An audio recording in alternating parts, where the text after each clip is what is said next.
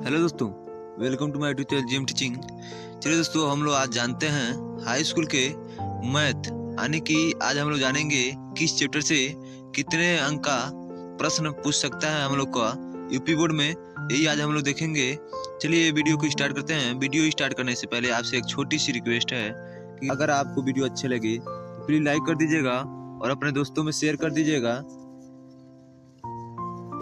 और अगर आप हमारे चैनल पे नए हो तो चैनल को सब्सक्राइब करके बेल आइकन दबा लीजिएगा, जिससे कि जब भी हम वीडियो अपलोड करें तो सबसे पहले नोटिफिकेशन आप तक पहुंच जाए। चलिए हम लोग को वीडियो स्टार्ट करते हैं। देखिए, हम लोग का जो विषय है वो गणित है और एक कक्षा 10 का है, जिसमें हम लोग को पेपर मिलेगा। तो उस पेपर में 3 घंटा का समय रहेगा। मतलब हमको 70 अंक लिखित और 30 अंक प्रोजेक्ट से लाना है। तो हमें न्यूनतम उत्तीर्ण करने के लिए हमको 23 अंक मतलब लिखित से लाना है और 10 अंक आपको प्रोजेक्ट से मिल जाएगा। तो दोनों मिलके आपको हो जाएगा 33 नंबर, जिससे आप पास हो सकते हैं। जिसमें हम लोग अब देखते हैं हम लोग किस चैप्टर से कितने अंक का क्वेश्चन पूछेगा। इसमें पहला चैप्टर है संख्या पद्धति। अब संख्या पद्धति से हम लोग को 5 अंक का क्वेश्चन पूछेगा यूपी बोर्ड में। जो हम लोग अगर संख्या पद्धति अच्छे तरीके से अध्ययन कर लेते हैं तो हम लोग को 5 नंबर आ जाएगा। और दूसरा हम लोग का बीजगणित। जो हम लोग का बीजगणित चैप्टर है, ये पूरे मैथ से सबसे ज्यादा क्वेश्चन इसी चैप्टर से पूछेगा, जो हम लोग को 18 नंबर का क्वेश्चन पूछ लेगा। और तीसरा है हम लोग का निर्देशांक ज्यामिति, जो हम लोग का 5 अंक का क्वेश्चन पूछेगा।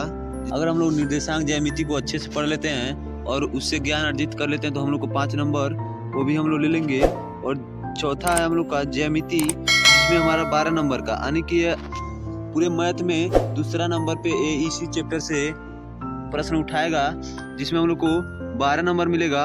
और पहला माने तो बीजगणित से उठाएगा, क्योंकि उसमें 18 नंबर मिलेगा। तो हम लोग को ज्यामिति भी अच्छे तरीके से अध्ययन करना चाहिए कि जिससे हमको 12 नंबर मिल जाए। और जिसमें 5वां है त्रिकोणमिति, जो हमारा 10 नंबर का है। त्रिकोणमिति को भी अच्छे से अध्ययन करना चाहिए, क्योंकि हमको 10 नंबर का क्वेश्चन यूपी बोर्ड में हमारे देगा।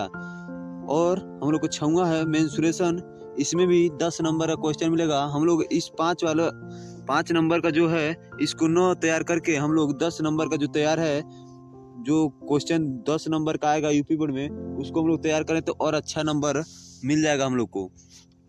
और 7वां है संख्यांकी। संख्यांकी भी 10 नंबर का पूछेगा। 10 नंबर का क्वेश्चन हमारा आएगा बोर्ड में। तो इसको भी अच्छे से अध्ययन करना है, क्योंकि जिससे हम अच्छे से अध्ययन करेंगे तभी तो हमारा अच्छा नंबर आएगा। तो चलिए हम लोग देख लेते हैं कि अब देखते हैं कि किस चैप्टर को हम लोग को अच्छे से पढ़ना चाहिए कि हमको उससे ज्यादा नंबर मिले। तो देखते हैं हम लोग को संख्या पद्धति में 5 अंक दिया, तो इसमें हम लोग देखेंगे संख्या पद्धति में हमको वास्तविक संख्या केवल पढ़ना है। तो हम लोग अगर एक चैप्टर पढ़ लेते हैं तो हम लोग को 5 अंक मिल जाएंगे। ये 5 अंक हमको मिल जाएगा। अगर हम देखें तो बीजगणित में हमको देखना है तो हमको 2 चैप्टर पढ़ना पड़ेगा। पहला है हमारा बीजगणित, और बीजगणित में हमको 2 चैप्टर पढ़ना है। जो पहला है 2 चर वाला रैखिक समीकरण और दूसरा है द्विघात समीकरण। यानी इन दोनों चैप्टर से मिला के हमको 18 नंबर का क्वेश्चन यूपी बोर्ड में पूछेगा।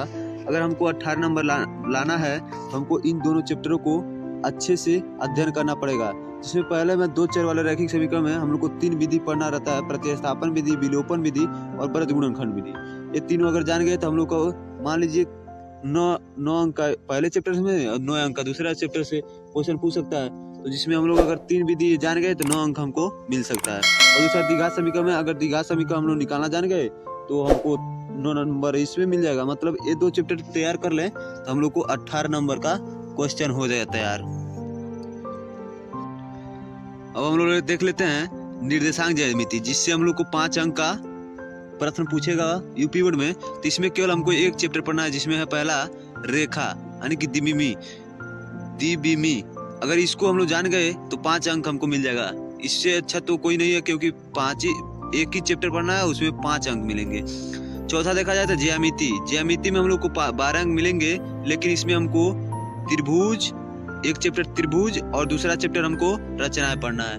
2 चैप्टर पढ़ेंगे तो 12 नंबर, यानी कि एक चैप्टर से 6 नंबर और एक चैप्टर से 6 नंबर। अगर हम लोग अच्छे से गहन अध्ययन कर लें इन दोनों चैप्टर को तो हम लोग को 12 नंबर तैयार हो जाएगा। इसी तरह हम लोग देखें त्रिकोणमिति। त्रिकोणमिति से हमको 3 चैप्टर तैयार करना पड़ेगा, जिसमें 10 नंबर हमको मिल जाएंगे। तो 10 नंबर अगर ये 3 चैप्टर तैयार कर लेते हैं तो हम लोग को जो यूपी बोर्ड में जो 10 नंबर में जो इन 3 चैप्टरों से प्रश्न पूछेगा वो 10 नंबर का, वो हम लोग 10 नंबर ला लेंगे। तो पहला है त्रिकोणमिति का परिचय तैयार करना पड़ेगा, दूसरा त्रिकोणमिति सर्वसमीकरण तैयार करना पड़ेगा, और तीसरा देखे तो ऊंचाई और दूरी तैयार करना पड़ेगा। इन तीनों को तैयार कर लेते हैं तो हम लोग को यूपी बोर्ड में 10 नंबर तैयार हो जाएगा।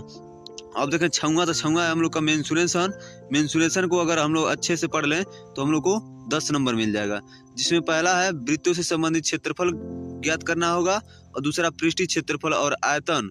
ये दोनों हम लोग अगर पढ़ लें तो 10 नंबर तैयार हो जाएगा। 10 नंबर का क्वेश्चन जो हमारे यूपी बोर्ड में आएगा वो 10 नंबर हम लोग ला लेंगे। और 7वां देखा जाए तो 7वां में हम लोग का केवल एक चैप्टर है संख्यांकी।